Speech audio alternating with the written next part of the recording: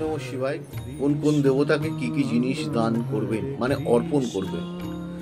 এখানে বলা হচ্ছে গণেশকে কখনোই আপনি তুলসী দেবেন না। গণেশকে আপনি দুর্বা অর্পণ করতে পারেন, দিতে পারেন।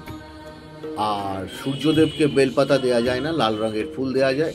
মহাদেবকে বেলপাতা অর্পণ করতে পারেন, যেহেতু ওনার প্রিয় জিনিস। সঙ্গে ধুতরা ফুলও দিতে পারেন। আর মা দুর্গাকে আপনি অবশ্যই লাল ফুল নিবেদন করতে পারেন, গণেশকে হলুদ ফুলও নিবেদন করতে পারেন, মোদক দিতে পারেন। আর তুলসী তো কখনোই না।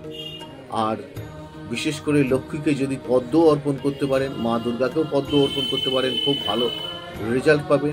আর বজরংবলীকে আপনারা যদি 108টা লবঙ্গ দিয়ে মালা অর্পণ করতে পারেন মঙ্গলবার দিন, অনেক বিঘ্ন আপনার জীবন থেকে কেটে যাবে। অনুষ্ঠানগুলো দেখুন, লাইক, শেয়ার, সাবস্ক্রাইব করুন। সকলে ভালো থাকুন, ঈশ্বরের কাছে কামনা করুন।